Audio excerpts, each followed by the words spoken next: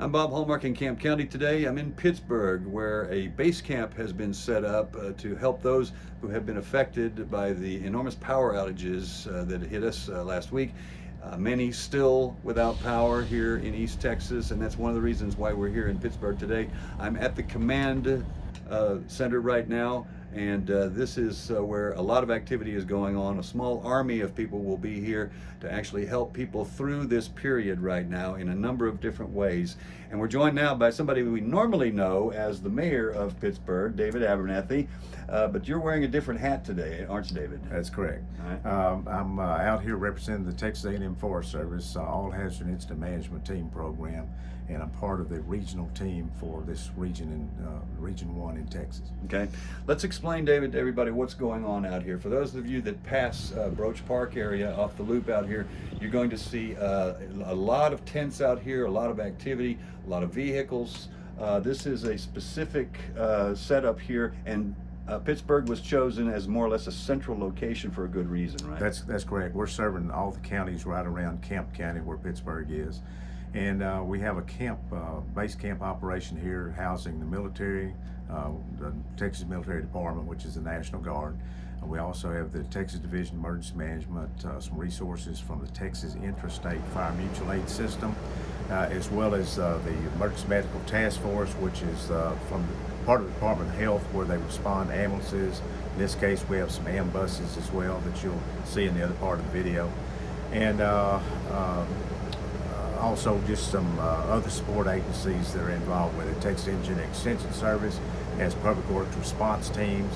Those folks are specialists in working with water system recoveries, wastewater system recoveries, electrical components, generators, and things of that nature. So pretty well full force the state of Texas bearing down here trying to help local government. Yeah, and for an obvious reason, much like what we went through with the great snowstorm in 2021, this has affected thousands of East Texans and continues to affect thousands who still have not gotten power back.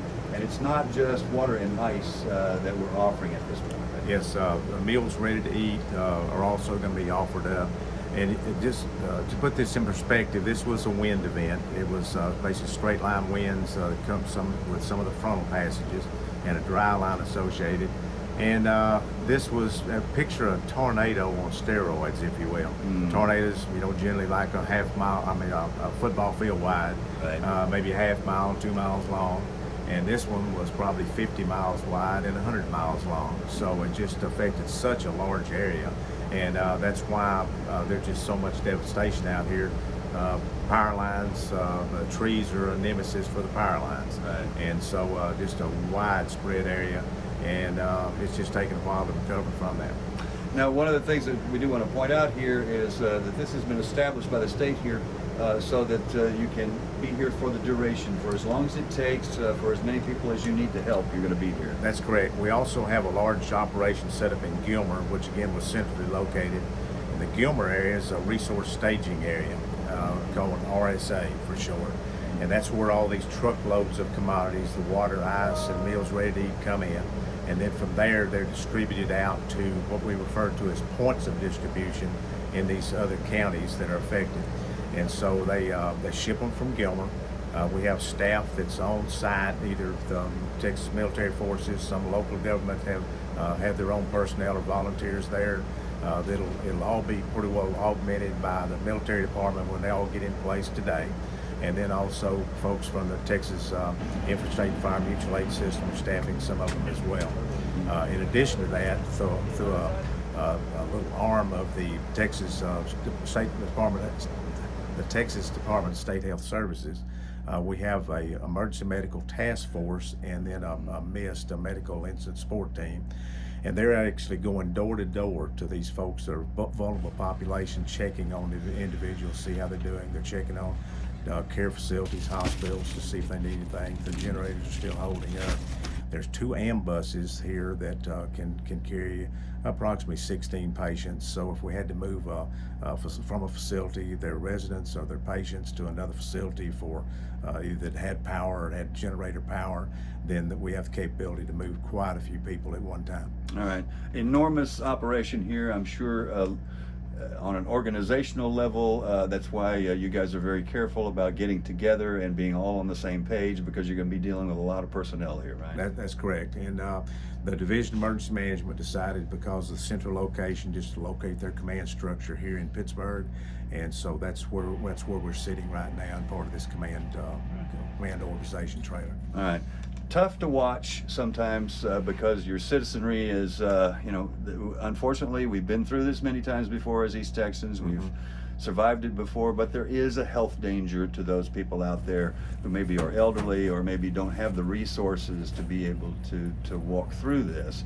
But I'm guessing that's what the motivation is here, is we want to try to help those people, and somewhere along the line you're going to save a life somewhere too. Well, exactly right. I mean, there's just so many unsung heroes here. This is Texas helping Texans, Texans helping Texas, and also the providers here from everywhere. We have people in this camp from as far away as Oregon.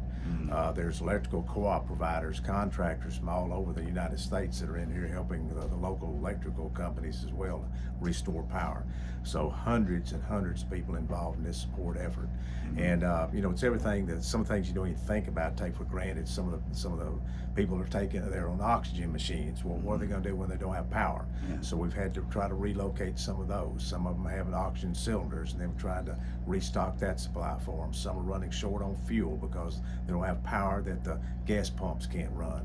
Some people doesn't have some simple things sometimes you don't think about, but like we had some people that they couldn't recharge their phones simply because they didn't have a 12-volt charger to plug into the car, and they were just relying on AC power. So we're so dependent on power and communications. We had a fiber optic cable cut right in the middle of all this, and so some cell towers went down. So it was just a lot of things, but we adapted and overcame. And that's the bottom line right there, is we're going to get through this. Yes. And we're here, like you said, for the duration. All right, David, thank you. I appreciate that. You're welcome. All right, and we'll have more on this story tonight on KLTV 7 News. For KLTV Web Extra, I'm Bob Hallmark.